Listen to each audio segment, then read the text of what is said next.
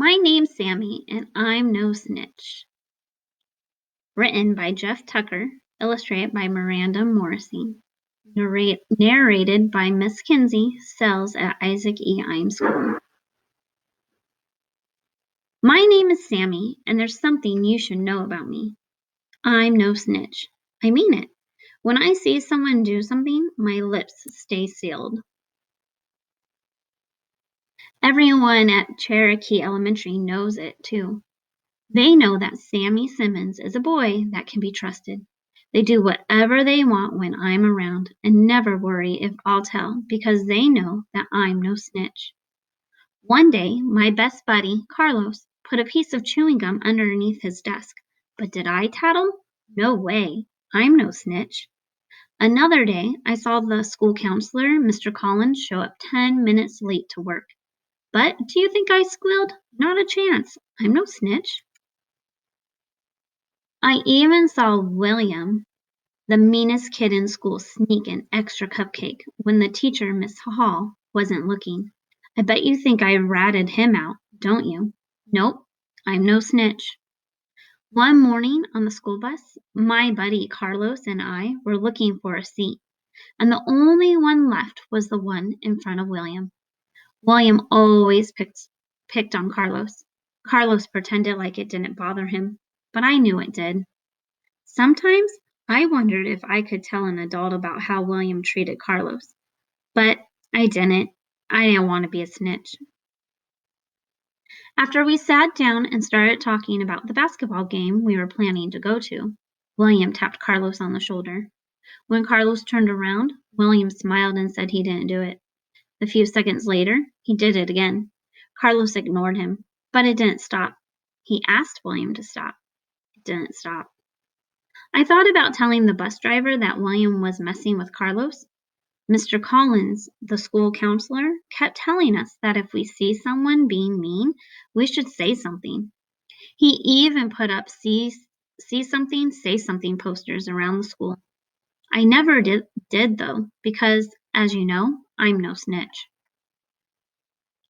So we tried to ignore him, but William didn't like being ignored. He started thumping Carlos on the back of the ear instead. Carlos turned around in his seat and said, William, I don't know why you always have to mess with me, but please stop. I'm not doing anything to you. Why don't you make me stop? Said William. Carlos took a deep breath and tried to ignore him again, but William wasn't having it. He started shooting rubber bands at the back of Carlos's head. Carlos looked like he was going to cry. I turned around and said, William, leave him alone like he asked you to. Nobody asked you, Sammy, William said. He poked his head over our seat. Are those tears in the little baby's eyes? Carlos didn't say anything. Tell you what, William said, while balling up his fist in Carlos's face. After school, I'll give you something real to cry about. The bus pulled to a stop outside Cherokee Elementary. See you at 3, crybaby. I asked Carlos what he was going to do. He said he didn't know, but that he would find a way to take care of it himself.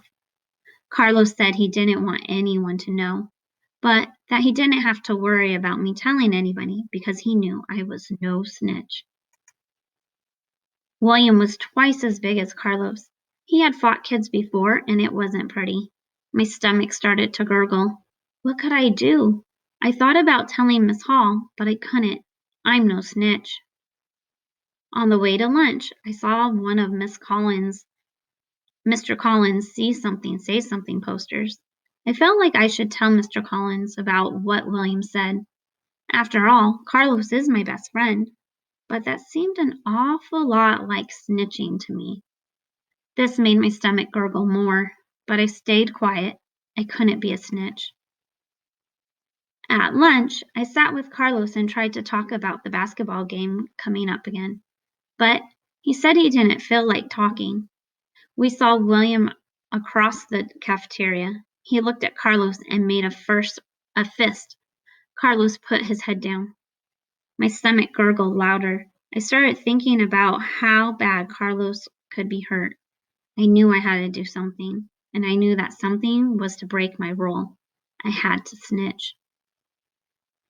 At recess, I walked down to Mr. Collins' office. He asked me to sit down and tell him what was on my mind. I took a deep breath and said, "Listen, Mr. Collins, I'm no snitch, and I wouldn't tell anyone this if I didn't think that someone could get hurt. But Carlos is in trouble." "What kind of trouble, Sammy?" Mr. Collins asked. So I told him. I told him everything. When I got done, Mr. Collins thanked me for telling him. He said he would take care of it and that nothing would happen to Carlos. I was glad to know Carlos was safe, but I felt guilty. I got really quiet. "What else is on your mind, Sammy?" Mr. Collins asked. "I just snitched, and you're never supposed to snitch," I blurted out. "Sammy, you didn't snitch. What you did is called reporting," Mr. Collins said. "When someone is in real trouble, real danger, or if they could get really hurt, it's never snitching. It's important to tell someone when things like this happen. You did the right thing, and it took a lot of courage. We need more reporters like you at Cherokee Elementary. I'm proud of you." I felt better after that, and so did my stomach. I don't know exactly what happened after I told everything to Mr. Collins. All I know is that William was nowhere to be seen after school. The next morning, William didn't bother Carlos on the bus. He even said good morning to us. When we got to class, Mr. Collins was at the front of the room waiting to give one of his classroom guidance lessons. "Good morning, everyone," said Mr. Collins. "Today, I would like to talk to you about bullying and the importance of reporting. Reporting is what I mean when I say see something, say something. It means letting an adult know if you find out someone is in danger or could get hurt, and it's one of the bravest things a student can do." Mr. Collins talked all about the different ways that bullying happens. He told us that bullying is when a person keeps messing with you because they think they have some kind of power over them, like being a bigger kid or knowing one of their secrets. He said that once you report bullying, it's an adult's job to take care of it. "Reporters are just like heroes," Mr. Collins said, "because they make sure that people are protected from harm."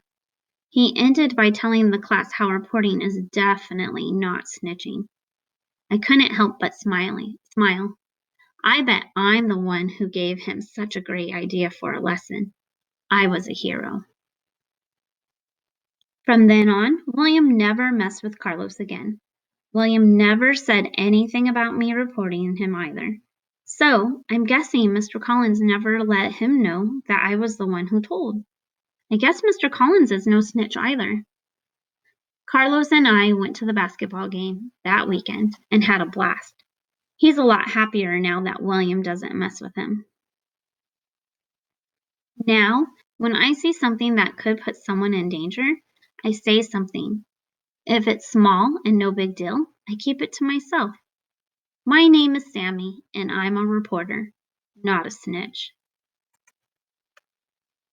Parents and educators, make sure you check out this back page for 6 ways you can help your students or your child be safe and help other people stay safe. Thanks.